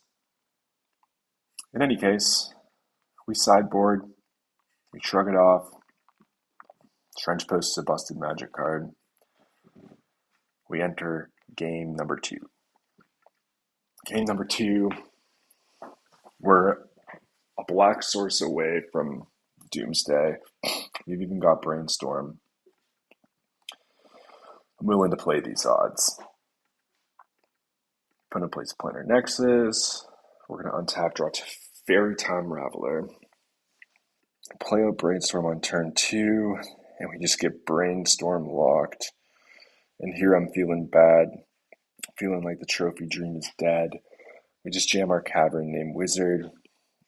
This maybe shouldn't be in the deck, but I thought maybe my opponent has some number of chalices around. It's probably not the case because they play crop rotations. So why would they have chalice? Yeah, maybe Cavern's just supposed to definitely not be in the deck. In any case, we've got a Brainstorm pile to draw through here. Opponent doesn't seem to have much either. In fact, they just go to clean up and discard a Karn. This is fine for us. We draw the Doomsday again.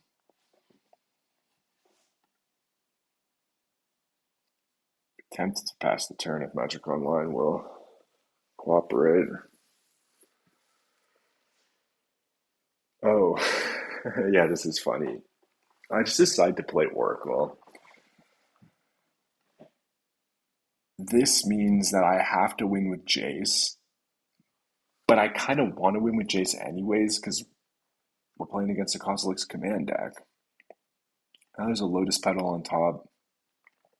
Thassa's Oracle in play. Dark Ritual Doomsday.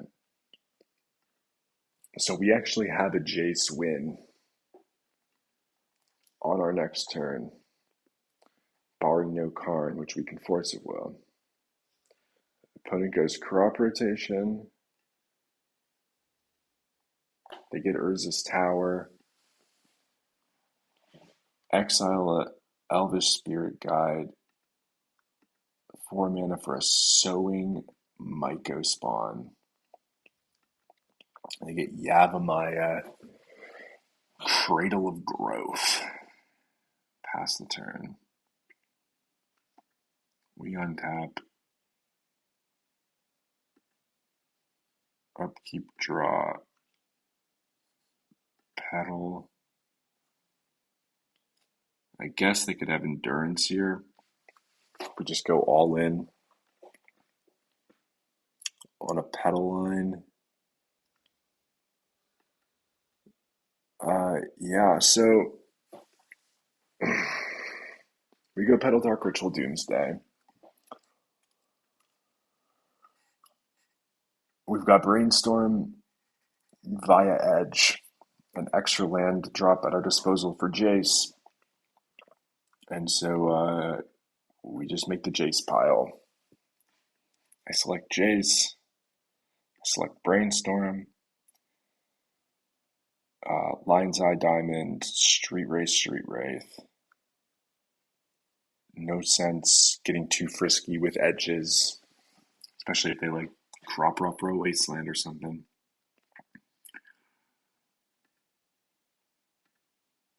We do this. Tap this for a colorless. We cycle Edge into Brainstorm. We tap, we cast Brainstorm. Put Jace back. Like so. LED. Cycle Street Wraith. Hold priority. Crack for triple blue. And then we draw into Jace, Wielder of Mysteries. Slam Jace. And that'll do it. Jace is awesome. Game 3. Fine hand. Turn 1 Dark Ritual Doomsday. Turn 1 Tamiyo or turn 1 Thoughtseize. If we draw a second ritual, we can go turn 1 Dark Ritual, Thoughtseize, Doomsday, which is great.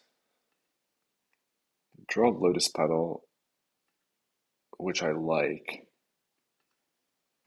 Okay. Deploy Lotus Petal, crack Polluted Delta, fetch for Underground Sea, Thoughtseize my opponent. They have Dismember, Elvish Spirit Guide, Karn the Great Creator, Causeless Command, Trench Post. I just take Causelix Command. Maybe that's not the right take there. But if they go land, Spirit Guide, yeah, I don't know. In any case, I'm putting Doomsday on the stack here. They would need Trench Post plus another Spirit Guide to beat me with the Trench Post, so I felt like I had to go there. If I wait one more turn, it's not good because Trench Post will be online and we'll be in the same spot we were in game 1. So having taken the Causelix Command, which is a way that they can force us to draw next game, draw next turn, I just build an Oracle pile to the Jace pile here. They play Trench Post, and we're playing around Dismember by presenting an empty pile here. That's about all she wrote. Here comes the Brainstorm,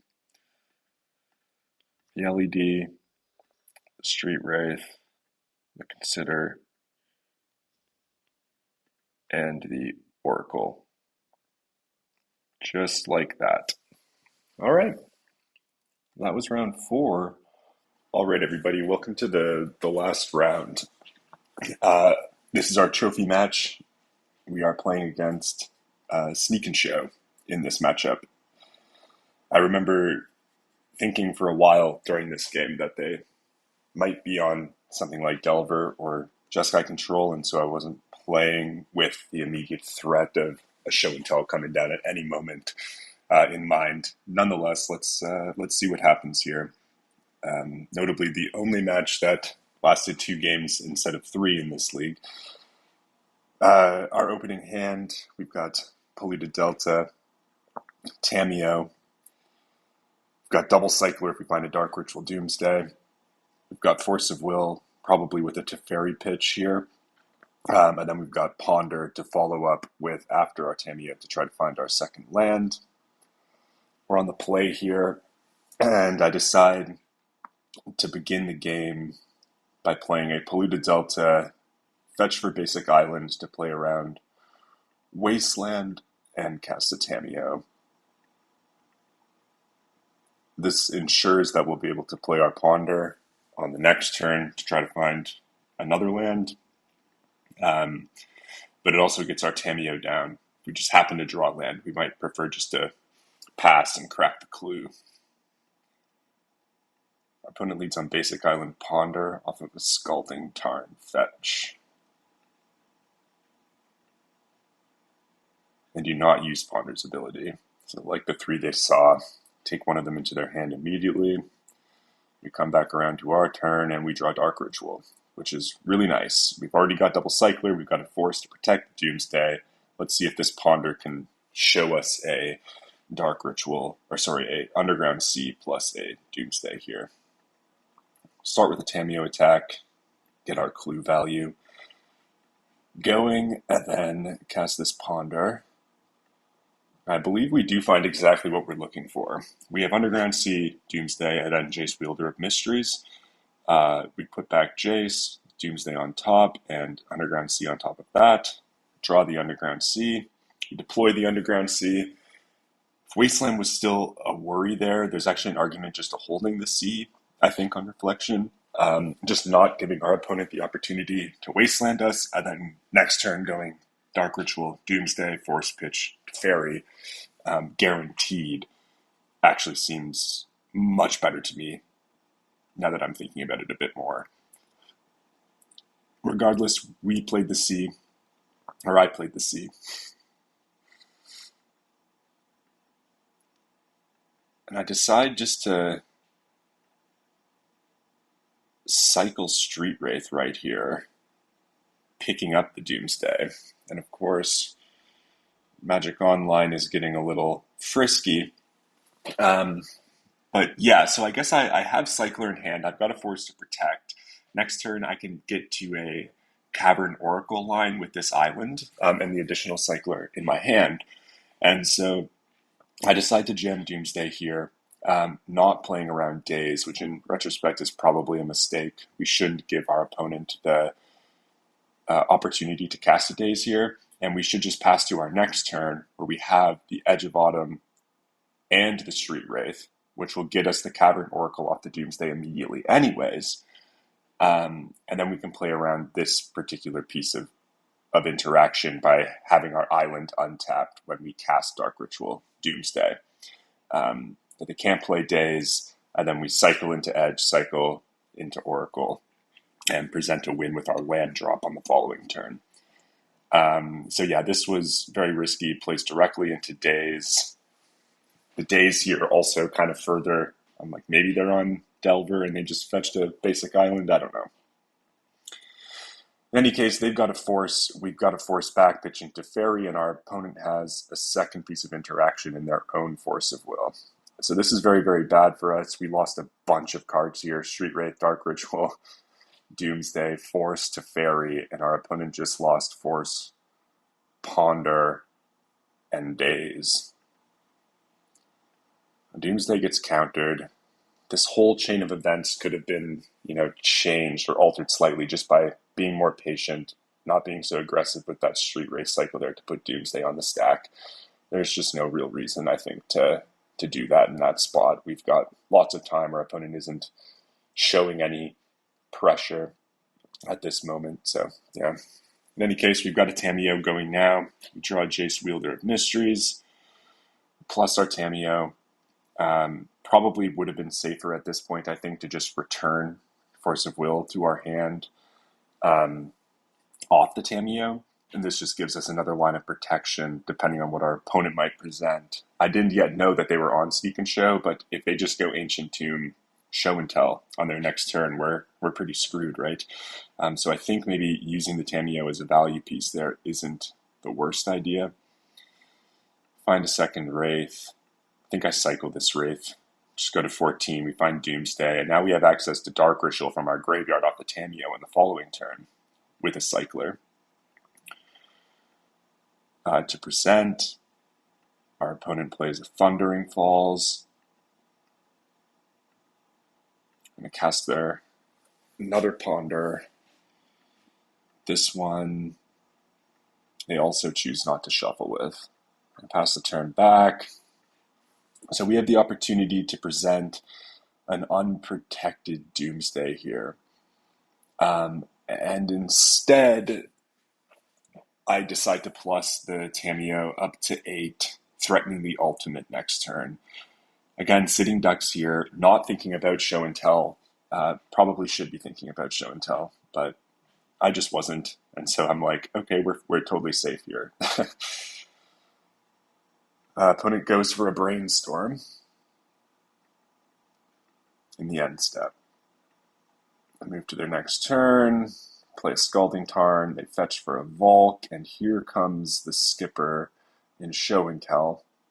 I decide to cycle Edge in response in case we draw Force. Again, all this could have been rectified by just like returning a Force of Will to our hand to use the Jace as a pitch card too a while ago, but that never came to fruition. So we got to cycle this Edge here. We just find a land, so at least we get to replace the land that we lost to the Cycler off the Show and Tell. Luckily, our opponent only has a One Ring. They don't actually have Atraxa or Gristlebrand or Emrakul or anything like that. They put a One Ring into play. They don't even get ring protection actually because they Show and Telled it. And yeah, I was feeling kind of stupid for not playing this Tamiyo to its best ability, but we just got lucky here. We got paid off. Now we untap. Now we can activate Tamiyo, draw 22 cards or something like that. And we already had the Doomsday. We've got a land drop at our disposal. We've got a Dark Ritual to cast the Doomsday. We've got a Cavern of Souls to use as our land drop for an uncounterable Oracle. And then we've got a Thassa's Oracle in hand already. And a Force of Will to beat their Force of Will. They only have 2 cards in hand, notably. So, I mean, losing from this spot is pretty difficult. We cast Doomsday. We build a pile where we ponder into the pile, pick up a bunch of Cyclers, and then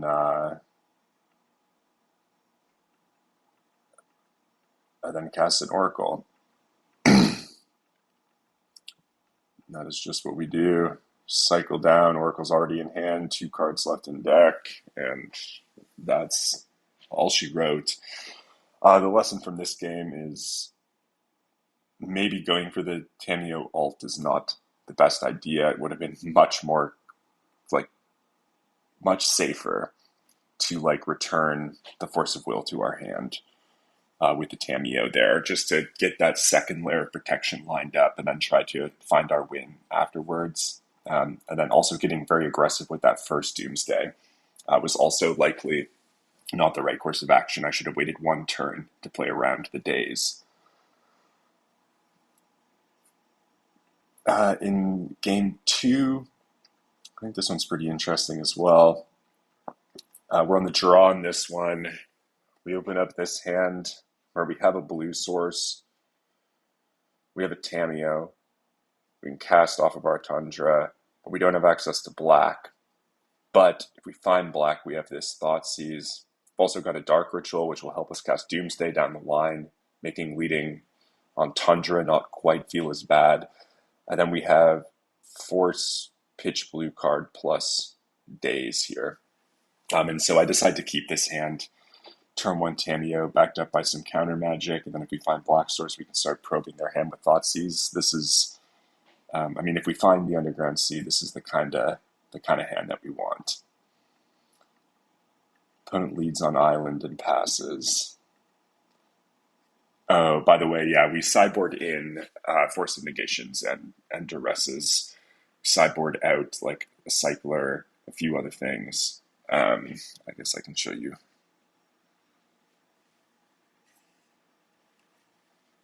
I cut a Tameo, Ponder, Consider, Edge, and a couple of Lotus Petals on a Street Raid just to become a creature deck. I brought in Opposition Agent in case they have like Intuition or something like that. And I also brought in Shieldred because Shieldred's generally good against Show and Tell as an alternate win condition. In any case, we lead on Tameo. We pass the turn. Opponent casts Brainstorm. Basically, in these matchups, I'm just fine becoming a mediocre control deck that has a lot of interaction.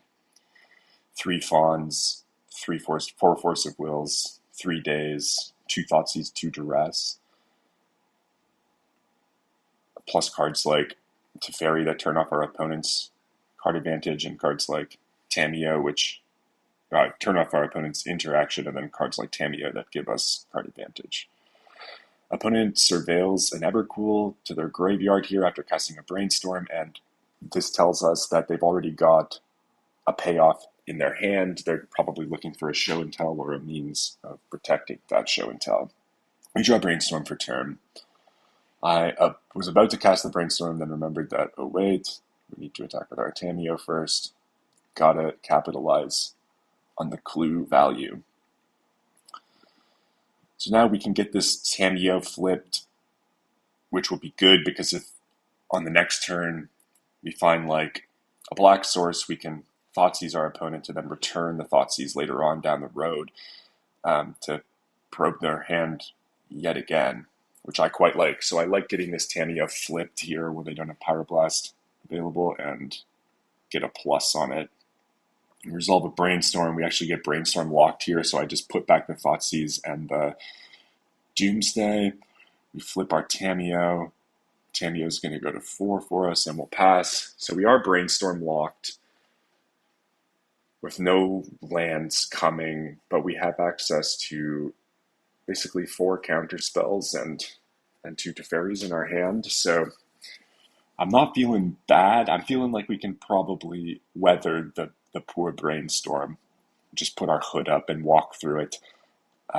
Here comes the first threat from our opponent in the form of Sneak Attack, and this is just an easy daze for us. They spend 4 mana on it. If they want to pitch a Spirit Guide or something like that, in addition to play around the daze, we still have Force Pitch Blue card, Force Pitch Blue card. Our opponent dazes back. We can't pay for the daze, and so we go for a Force of Negation. Pitching Teferi, pass the turn. We're Brainstorm locked. Like, I don't think this Teferi's coming down the pipe. Here we do what we should have done last turn, which is use Tameo to return Force of Negation to our hand. We might have also returned Daze, to be totally honest. That still gives us double pitch plus blue. So yeah, I actually think Daze is the better return there.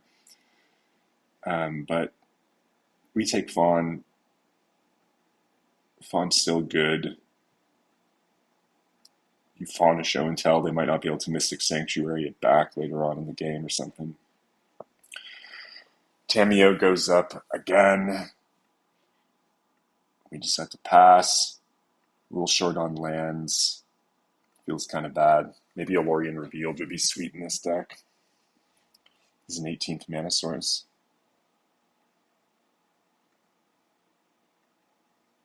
Here comes land number 4 yet again. Opponent's giving us another Sneak Attack. We've got Force of Negation. They've got Force of Will. We've got Force of Will. And this is what I'm saying, right? Like, we have so much interaction in our deck that even when you just get brainstorm locked like this, like we can just kind of tread water for a while. And now if we find a black source, we can pick apart our opponent's hand. We plus the Tamiyo to 5, so we can keep it around and then return like another Force. Here we cast Ponder. We really want to find a black source. In fact, we find a Force of Negation, a Doomsday, and a Scrubland. So we put the Fawn on the bottom, Doomsday underneath that, and Scrubland on top. We've successfully run our opponent down to just one card.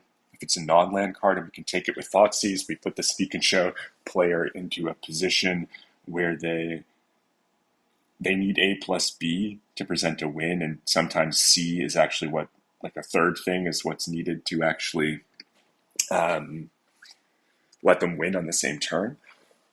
So thought seizing our opponent here, taking an Atraxa, that puts them to 0 cards, meaning they need at least A plus B and probably A plus B plus C. And we've got a second Thoughtseize lined up with a Doomsday underneath it.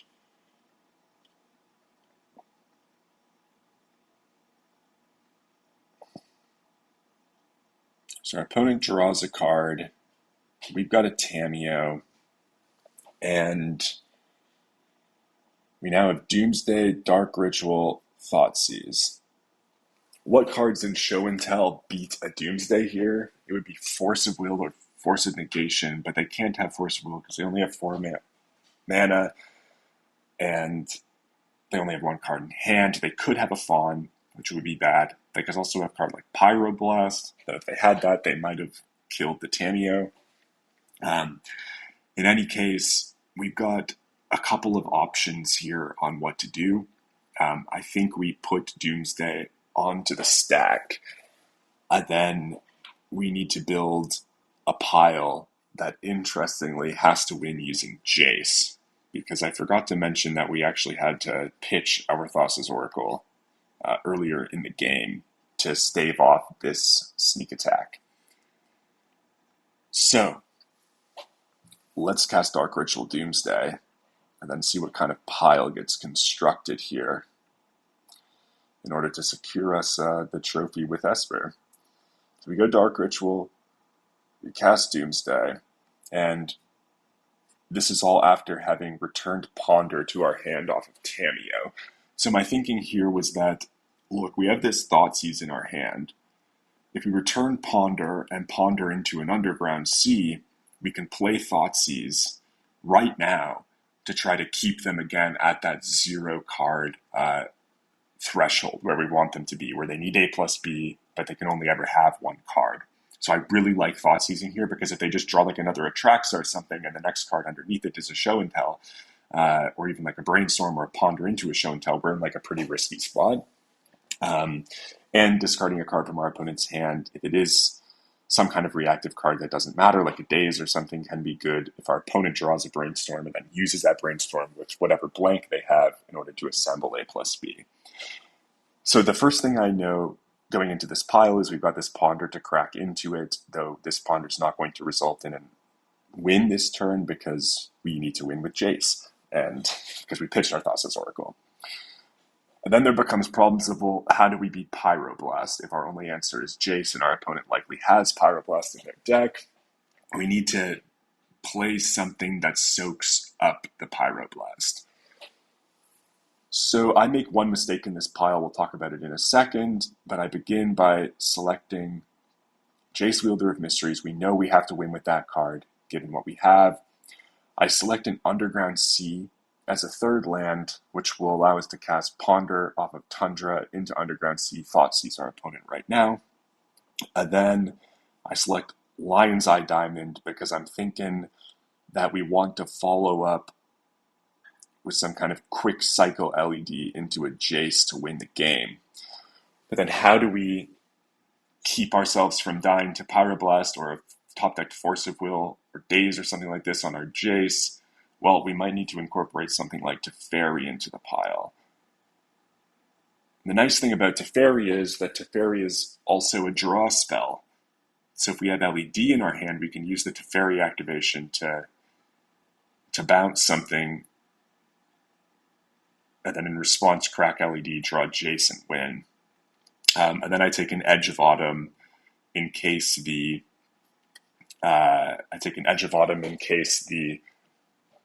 Teferi does get countered, and we still need a way to utilize the LED to get into the Jace. And this is the subtle part that I screw up.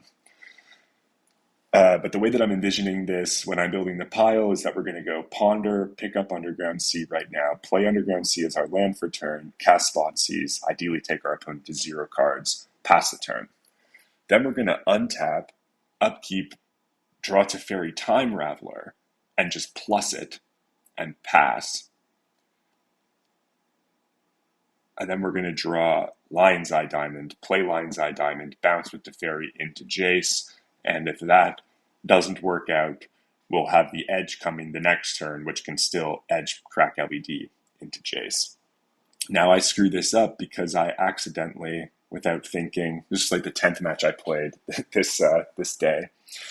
I've just for some silly reason put the Edge of Autumn down first without thinking, with the Jace on top, just kind of tunnel visioning on using the Teferi as a way to draw with LED. And this was kind of dumb because if they do have the Pyroblast, then I actually just can't win. So forgive me there. It doesn't end up mattering, but that was kind of sloppy. So here we do the thing, pick up the Underground Sea, cast Underground Sea, play out our Thoughtseize right now, and our opponent just reveals an Ancient Tomb. This is kind of bad for us because now if they draw Brainstorm, they can actually assemble A plus B. We were really hoping that this was some other card that they just decided to keep in hand, like a Simian Spirit Guide or something like that, but it wasn't. Our opponent just passes the turn now with 2 cards in hand. We untap, draw Teferi, play Teferi. We plus Teferi. I guess another thing we could have done here too was like Teferi bounce nothing, draw edge, and then next turn we draw LED, play LED, cycle into Jace. In any case, the Teferi sticks, and now if they find a Pyroblast off of this Brainstorm,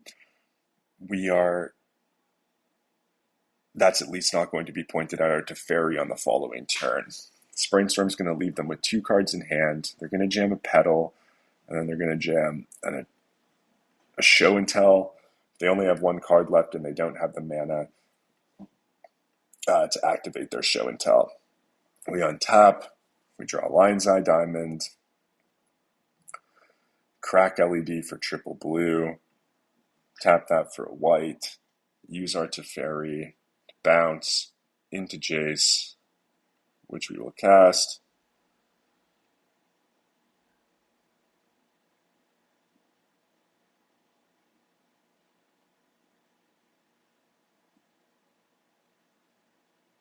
Yeah.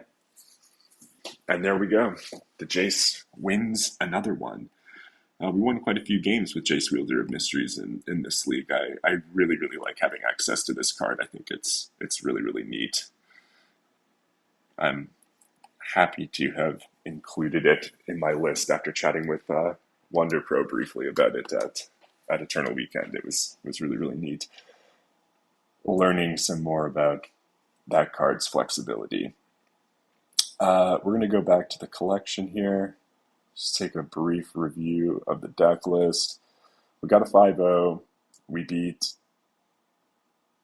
a lot of different decks. Black Red Reanimator, Mystic Forge, Izzet Delver, Cloud Post, and Sneak and Show. Overall, the list feels pretty neat. It's kind of inconsistent. You can see the issue that I always have with these kinds of decks is that they're kind of in a way pulling in 2 directions all the time, and there's this like inherent tension in the strategy, and so you kind of got to know whether this is a Tamiyo Orcish Bowmaster's Doomsday you on turn 4 or 5 kind of hand, or whether it's I've got Dark Ritual, I've got a Cycler, I've got a Force of Will and a blue card and a Ponder, and I need to find Doomsday, take the more turbo approach. So just kind of knowing where your hands can lead is good. I think, for finding success with the list, though the sample size is quite small. Of course, flex slots like these Orcish Bowmasters could be anything else. I think they're fine. They did some good things, like against Delver, killing that Delver, applying pressure. But they could just as easily be something like the One Ring if you wanted to slow down a little bit, or a fourth Tameo, or they could be like a third Lotus Petal and a single personal tutor if you wanted to land, hit a little harder, or lean a little harder toward the Doomsday side of things. When it comes to the sideboard, we never really got to use Terminus. It could be too cute, though I do think it is powerful and can catch people off guard when you start incorporating this into your Doomsday piles. Opposition Agent never really came up, but I do think that it is a good kind of silver bullet gotcha card. That's not a bad thing to have in your Dark Ritual deck, especially when you're trying to play like a bit of a slower game like this one is. Baragwayf, obviously an exceptional creature, probably better than Shieldred, so I could see running 3. But we did note that like Shieldred, for example, is uniquely good against decks like Sneak and Show, and also it won us that one really tight, narrow game against Mystic Forge, soaking up a 10 mana Walking Ballista. I like the Swords to Plowshares.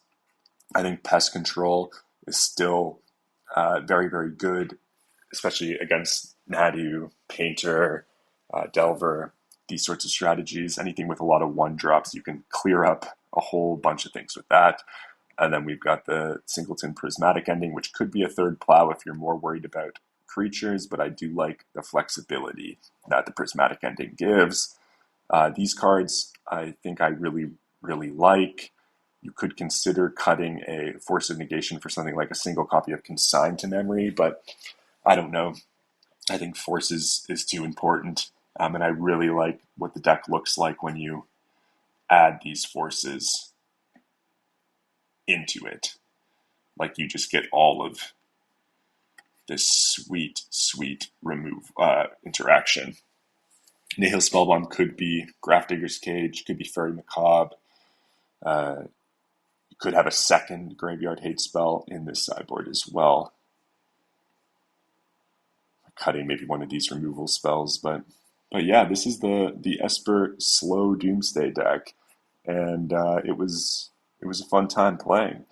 I think I would like to try out this wild looking Wonder Pro Doomsday list with the Volcanic Island and Experimental Frenzy in the sideboard at some point, and I also want to maybe play some more leagues with this deck and also try out some Four Thoughtseize main deck Turbo Doomsday variants. So hopefully I can get the proper webcam set up soon and get some more videos posted and coming your way. In any case, thanks so much for watching. Cheers.